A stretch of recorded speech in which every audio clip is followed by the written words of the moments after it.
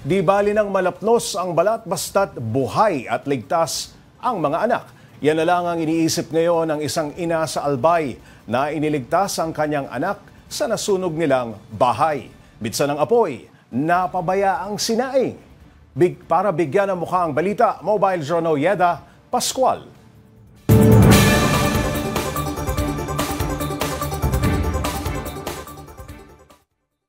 Ang mga ilaw ng tahanan, lahat gagawin para sa anak, lalo na sa oras ng kapahamakan. Yan ang nangyari sa Albay kung saan ang isang ina handang ibuwis ang kanyang buhay para iligtas ang kanyang anak. Sinoong ni Nanay Maricel Bagabasmad, 42 anyos ang nasusunog nilang bahay, kung saan naroroon ang 2 taong gulang niyang anak. Nangyari ang insidente pasado alas 9 ng umaga noong May 12. Kwento niya, nagkasayang ang kanyang 16 anyos na anak nang utusan niya itong pumunta muna sa palengke.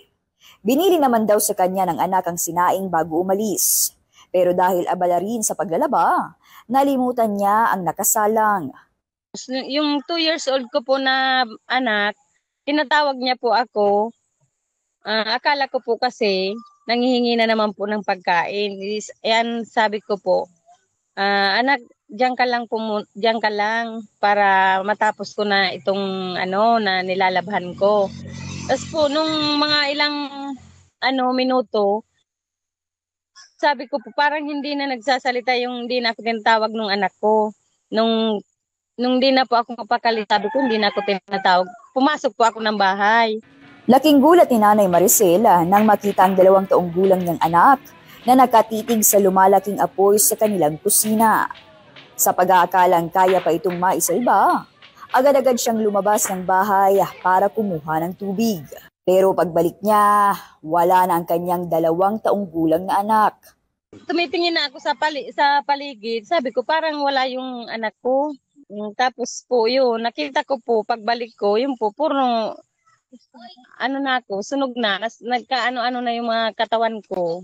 Magkailang beses na labas-masok si Nanay Maricel sa nasusunog nilang bahay. At sa huling pagkakataon, may narinig siyang sigaw na nakalabas pala ng ligtas ang kanyang anak. Gawa sa light materials ang bahay nila Nanay Maricel, kaya mabilis kumalat ang apoy. At wala pa raw 5 minuto, tuluyan ang natupok ng apoy ang kanilang bahay. As in, wala pong natira. Kung ano po yung suot namin mag-ina, yun lang po ang natira. Yun po, yung naipon ko po para pang matrikula ng mga anak ko kasi po may college po ako. Nasunog po. Sabi ni Nanay Maricel, baliwala na sa kanyang inabot na sakit at lapnos ng katawan. Ang pinoproblema niya raw talaga sa ngayon ay ang pag-aaral ng kanyang mga anak.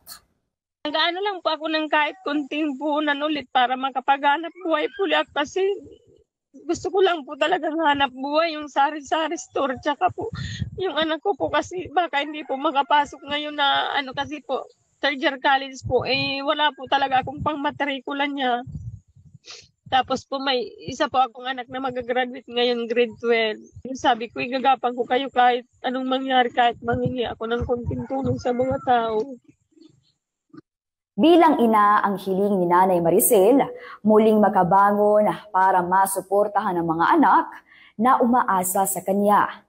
Mobile Journal Yeda Pascual po, hatid ang mukha ng balita. May lettuce ka na, may tilapia ka pa. Sa Batangas State University, pinag-aaralan ngayon ang pagtatanim ng lettuce kasama ang mga tilapia sa tinatawag nilang aquaponics. Pero para masigurong maganda ang tubo ng halaman, ginamitan pa nila ito ng Artificial Intelligence o AI. Para bigyan ng mukha ang balita, Mobile Journal Francis Orsio.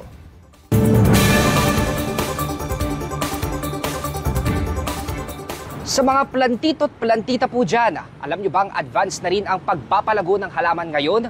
Gamit kasi ang Artificial Intelligence o AI, mas mapapadali na ang trabaho at pwede mo pang sabayan ng pag-aalaga ng tilapia. Ibinibida ngayon sa Batangas State University ang level up na pag-aalaga ng tanim na lettuce at tilapia na kung tawagin ay aquaponics.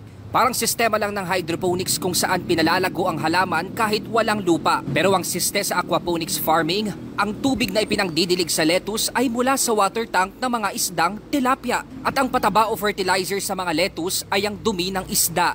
Yung waste ng isda nga po ay ginagamit as nutrients ng plants.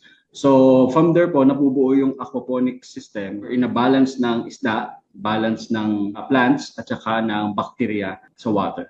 Pero kung iisipin, matrabaho ang pag-monitor sa ganitong sistema. Bukod kasi sa pinapalago mo ang mga lettuce, inaalagaan mo pa ang mga isda at binabantayan ang kalidad ng tubig. Dito na naisipan ng mga eksperto mula Batangas State University at Turbulent Drip Sales Incorporated at pinondohan ng Department of Science and Technology ang paggamit ng Artificial Intelligence o AI.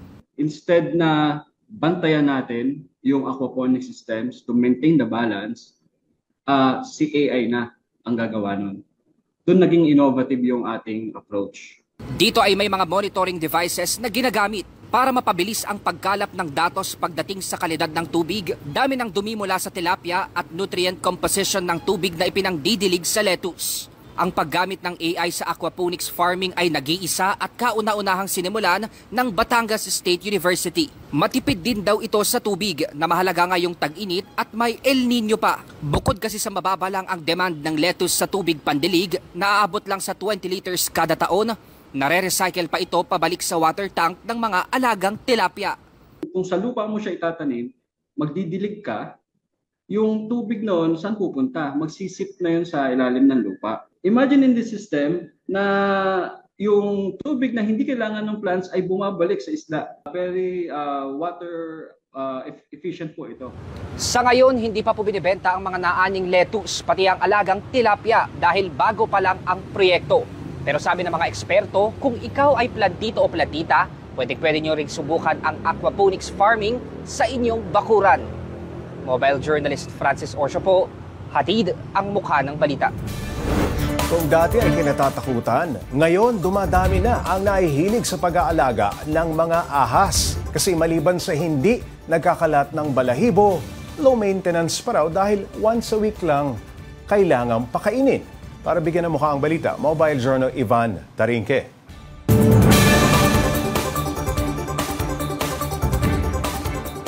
Normal sa ating mga Pilipino ang pag-aalaga aso o pusa as pets.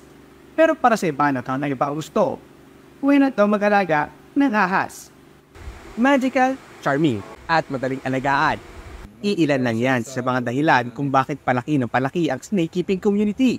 Sa isang facility na binisita ko dito sa Marikina City, umaabot sa higit 500 mga ball pythons ang makikita. Klase ito ng sawa na hindi naman ganoon kalaki o kahaba. Native din ito sa Africa at matagal na panahon ng inaalagaan dahil ang kanilang mas kalmadong behavior. Perfect pets daw ito para sa mga taong gusto mag-alaga pero allergic sa balahibo. Lumalaki lalo yung community namin. Marami nang parang nakaka-accept unti-unti na, parang mga aso pusa lang pala to. At huwag daw matakot dahil hindi raw venomous ang ball pythons dahil sila ay tinatawag na constrictors. Ang bonus pa, napaka-low maintenance ng mga ito dahil maliban sa pag-iwan ng tubig na may inom, once a week lang sila kailangan pakainin. Sobrang dali lang nilang alagaan eh. Yan lang yung bahay nila eh. Plastic megabox with the right size and all. So yun lang. Sa akin pagtatanong nga dito, nalaman ko ang presyuhan ng mga asa ito ay naglalaro mula 5,000 hanggang higit 1 milyon. Gaya ng scaleless python na ito na sinasabing umaabot ng 1.2 milyon ang halaga dahil rare at 2 lang ang meron ito sa Pilipinas. Pero kaming standard ng mga prices. Pero nagre-range din siya ng for as low as 5,000 pesos pataas. 100,000, millions, depende talaga sa snake owner, sir. Pero paalala lang po sa mga gusto mag-alaga ng exotic pets gaya ng mga ahas. Siguruhin sa accredited reptile farm po kayo bumili para maiwasan ang illegal na bentahan ng mga exotic pets na pwede makaapekto sa kalikasan. They can call DENR sa permitting section. Tanong nila, sino ba yung mga nagbebenta na legal? So, DENR will give them a list. Ano man ang hayop na pet nyo alagaan, isa lang ang sigurado na dapat tayo ay maging responsableng pet owner.